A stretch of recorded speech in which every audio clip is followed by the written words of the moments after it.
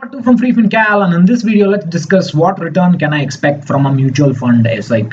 In fact, this is a very common question among investors. People simply ask, what return can I expect from X fund, Y fund? What return can I expect from a large cap fund, small cap fund, or a mid cap fund, and so on. So let's look at some numbers and decide what to do about it. So we had been covering mutual funds and SIPs in a sequential manner. First, we saw in a previous video that there is no compounding in mutual funds. Then we looked at how mutual fund SIPs do not decrease investment risk. And then we said that the fate of a mutual fund SIP simply depends on what is known as timing luck. So we saw that yesterday for the Sensex. And usually when I put results for the Sensex or the Nifty, someone says, no, if you actually look at the actively managed mutual fund, the results will be very different. No, the same is true for any actively managed mutual fund, and that's what I want to show you in this video. Now, what I would suggest is that if you expect a return from an equity mutual fund or any stock in general, anything market linked, you better actively manage your portfolio to get that return. You cannot simply invest and hope over 5 years, 7 years, 9 years, 10 years you will get that return. That is nonsense. If you expect something, you have to put that effort, and that's this singular message that I want to convey through all these videos.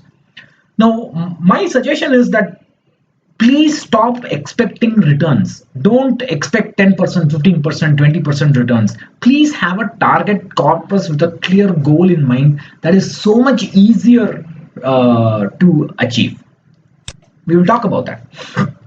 Someone said yesterday, I'm against mutual funds. Then someone said, you are only talking about problems.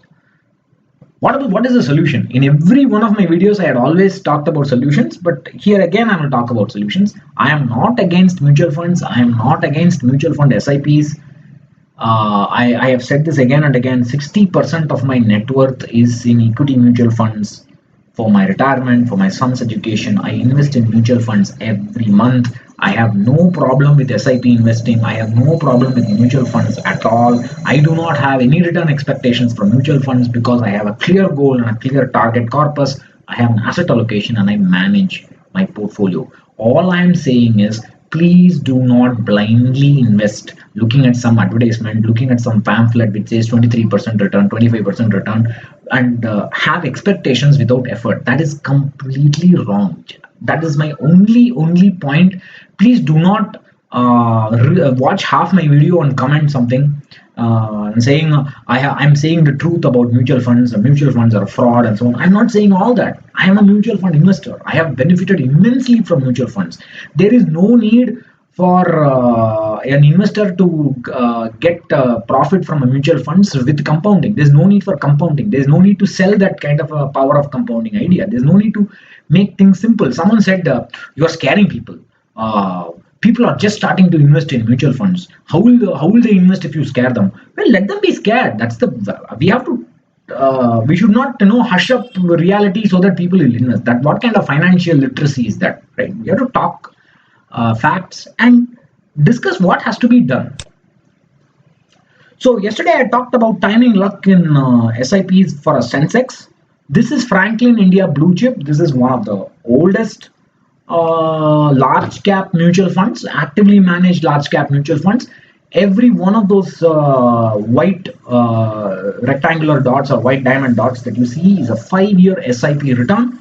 Look at how much it can fluctuate. So let us say you're going to start a 5-year SIP in a large cap fund or this large cap fund. What return will you expect? Please honestly tell me. I asked this question again yesterday. Let me ask it again. Honestly tell me. Some of those returns are zero. Some of them are 1%, 2%, 3%. Some of them are 50%. It can be anything. Even if you are starting a SIP for 15 years, so-called long-term SIPs. Even if you're starting an SIP for 15 years, after 5 years, you should expect your returns to be anywhere from 0% to 50%. It can be anything. That's the point. Timing luck will never go away. It does not matter whether it is super actively managed mutual fund or some index fund. It will never go away. Stop deluding yourself. Most investors are brainwashed into believing that they'll just invest and everything will turn out all right. It's like some fairy tale, like in Disney princess fairy tale. What nonsense! Oh my God, that's for 7 years. What has changed? Nothing. Again, you can get that 1%, 2%, 3% returns, less than 10% returns. It can go up. It can happen. Depends on when you start the SIP, when the SIP is over, or when you calculate the SIP. Even after 7 years, your SIP can be less than that of a fixed deposit. Do not have expectations. If you want to have expectations, put in the effort and manage your portfolio. Yes, I will tell you how to manage that portfolio. Calm down. This is again Franklin India Blue Chip for 10 years. Each of those dots is a 10-year SIP. Again, it can fluctuate a lot, and amusingly, this kind of the returns are going down. Can you see this trend? It's kind of going down. It can go down below 10% also. What's to say it will always be above 10%, right? So please don't have expectations. Franklin India Prima Fund is a mid-cap fund. It is also a 25-year-old fund. It is also a very good fund, well managed. There's no problem about that. 5-year SIPs can fluctuate anywhere. Again, all the way like it did for a large cap fund. Of course, the notion of what is a large cap, what is a mid cap, what is a small cap. In the past, these were not so clear because the market was pretty young. The Indian market is getting deeper and deeper every day as we speak. Things will change over time. So this is a very dynamic situation. These graphs will change. So we have to be careful. So that's our 5-year SIPs. Now this is again 10-year SIPs. It can fluctuate again. Again, it's kind of tending downwards. They look the same, don't they? Both Franklin Blue Chip and Prima data, the SIP rolling SIP data look the same, don't they? Well, that's not true. They are different data, but they look the same because the distinction between large cap and mid cap in the past was not so clear. Even now, it's not so clear. Many people call Nifty Next 50 as a large cap fund. It's not. It's actually mid cap, in my opinion. Some of it, at least, is. So these distinctions are very, they're not clear. They're kind of fluid. So you have to be a little careful about that. So what is the solution? So look, I'm talking about solutions.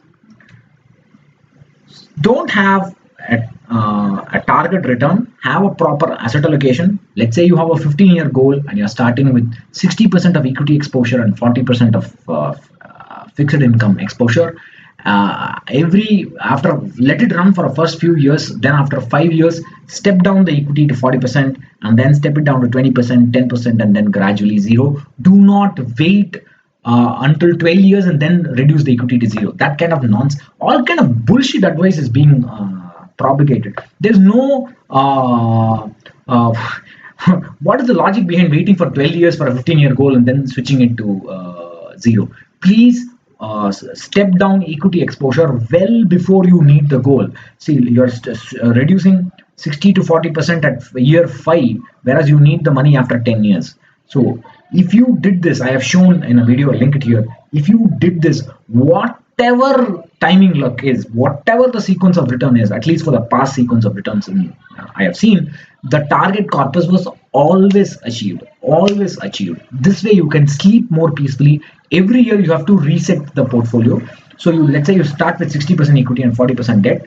After 1 year, this 60% becomes 70%. You have to take that 10% and shift it to fixed income. That's called rebalancing. So you have to rebalance every year and then also shift it, then rebalance again, shift it, rebalance, shift, rebalance. If you did this, this is active management of a portfolio to reduce risk. If you did this, I'm fairly sure you can achieve your target corpus, provided you are able to invest enough. You must do this calculation before you start investing, and then you must invest enough so that this kind of stepping down is acceptable. To do all these kind of calculations, you don't need to do anything. I have a free robo advisory software. This is a free tool. All the features are free. You can download this from freefincal.com and you can create your own plan. I will keep the link is here. You can create your own start to finish financial plan with that. So my only message is, please do not expect a return from mutual funds, whether you invest via SIP, whether you invest lump sum, whether you time the market. Do not expect anything from mutual funds unless you actively manage your portfolio. Invest with a clear goal and a target corpus. Do not have a target return in mind. If you have a target corpus and actively manage your portfolio, just as I have discussed earlier, it is so much more easier for you to invest. You will sleep peacefully. I am not saying do not invest via SIP. I am not saying equity mutual funds are a fraud. I am not saying do not touch equity. You need equity, you need mutual funds, you need SIPs. Do all that, but systematically manage the risk in your portfolio. So I hope I made my point clear. If you have any questions, leave them below. If you have any hate, leave them below. I'll catch you again in another video. Bye bye.